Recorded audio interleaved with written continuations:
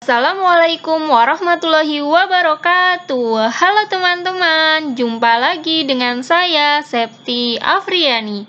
Kali ini kita akan membahas pembahasan kuis prediksi part 1 SKB Guru SD yang mapel fisika yang nomor 1 sampai nomor 5. Buat teman-teman yang belum ikutan ngerjain, boleh banget tuh kalau ngerjain dulu kuisnya. Nanti tuh kita akan membahas polarisasi, difraksi, kalor, massa jenis, dan gaya tarik benda langit. Soal nomor 1, pada siang hari langit tampak berwarna biru. Hal ini disebabkan oleh apa? Hayo jawabannya.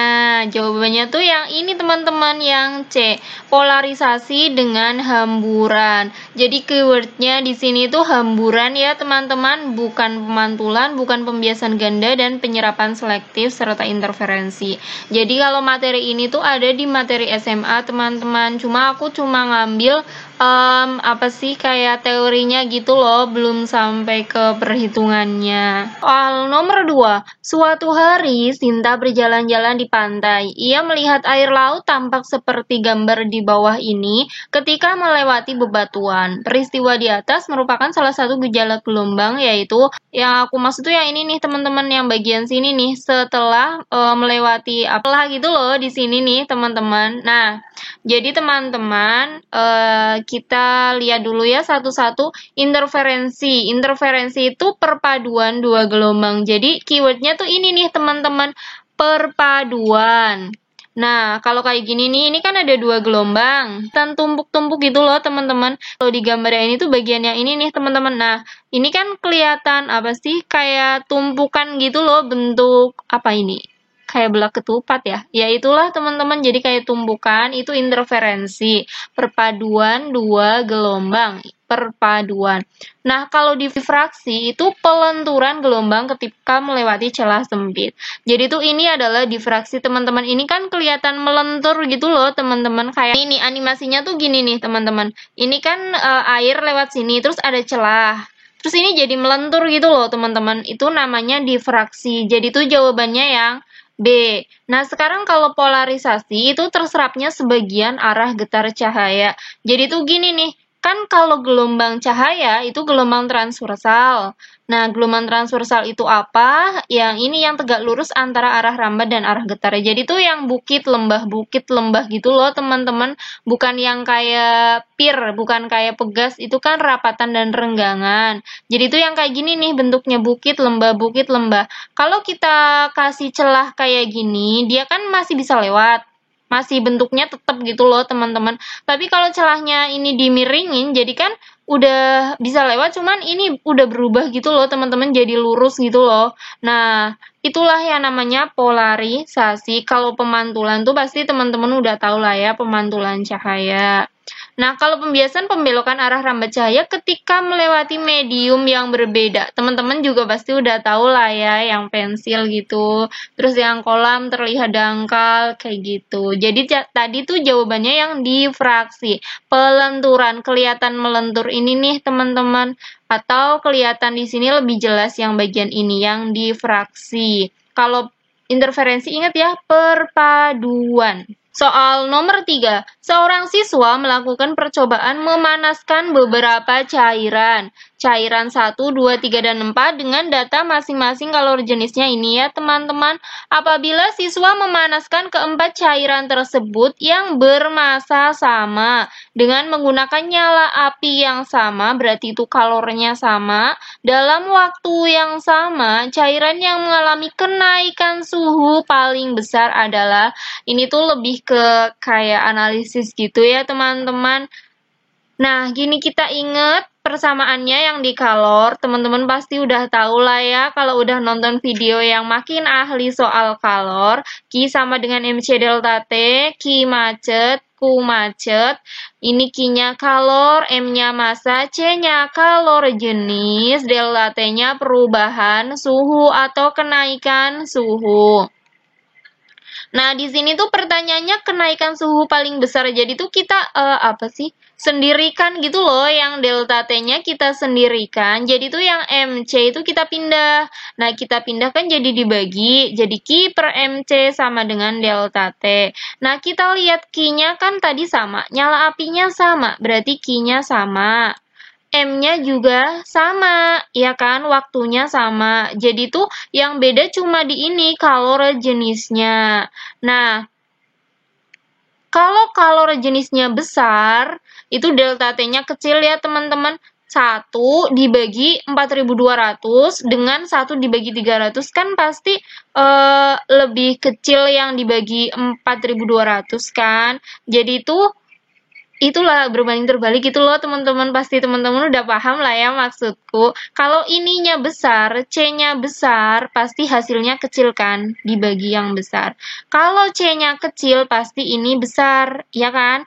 Nah, kalau biar kenaikan suhunya paling besar, kita pakai yang ini ya.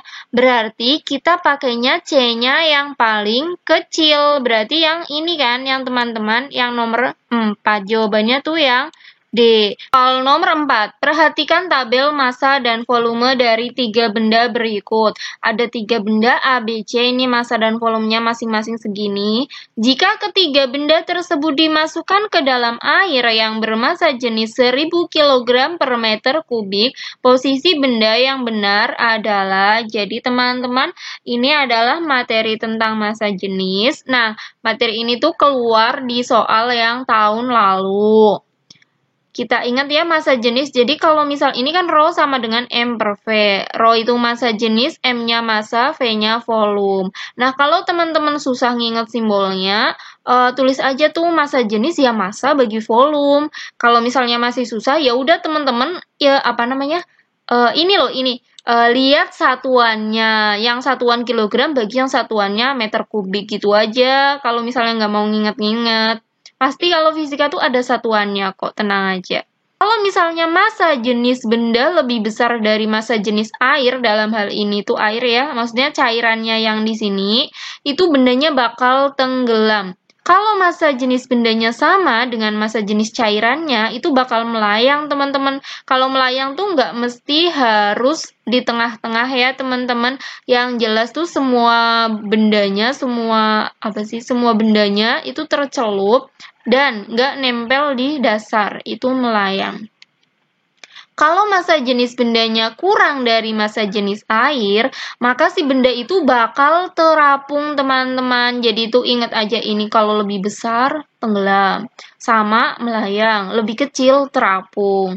Gitu prinsipnya. Nah, sekarang kita hitung. Kan kita harus membandingkan antara massa jenis benda A dengan air, ya kan? Kalau yang benda A kan 5 bagi 0,003. Ini kalau kita kali 1000 kan jadi 5000 bagi 3. Lebih dari 1000 lah ya, aku nggak ngitung. Jadi tuh kalau kayak gini nggak usah dihitung, teman-teman. Pokoknya tuh lebih besar dari 1000. Berarti massa jenis bendanya lebih besar dari ini kan, dari massa jenis airnya. Berarti bakal tenggelam. Jadi yang A itu tenggelam. Ini berarti salah. Terus ini juga salah. Oke? Nah, sekarang yang B. Berarti kan 5 bagi 0,005. Kalau kita kali 1000, kan ini jadi 5000. Ini kali 1000, komanya mundur 3, kan jadi 5. 5000 bagi 5 kan 1000. Nah, sama kan teman-teman? Massa jenis bendanya sama dengan massa jenis airnya. Sama, ya kan? Berarti melayang. Jadi yang B harus melayang. Wah, antara ini ya, A dan D. Sekarang yang C, 5 bagi 0,008. Kan kalau kita kali 1000 jadi 5000 per 8. Pastinya kurang dari 1000 kan teman-teman. Kalau kurang dari massa jenis airnya atau lebih kecil dari massa jenis airnya, maka si benda itu gimana? Si benda itu bakal ini terapung. Berarti yang C harus terapung. Ini salah ya teman-teman. Yang C ini melayang kalau kayak gini. Yang terapung tuh yang ini. Berarti jawabannya yang A. Terapung itu ada yang tercelup, ada yang nggak tercelup. Kalau melayang semuanya tercelup tapi nggak nempel di dasar. Kalau tenggelam semuanya tercelup dan nempel di dasar. Soal nomor 5. Dua benda langit terpisah sejauh 4 kali 10 pangkat 13 meter. Jika massa benda A sebesar 8 kali 10 pangkat 25 kg dan massa benda B sebesar 2 kali 10 pangkat 26 kg, maka gaya gravitasi kedua benda tersebut adalah titik-titik Newton dengan G sama dengan 6,6710 pangkat min 11 Newton per meter persegi per kilogram persegi.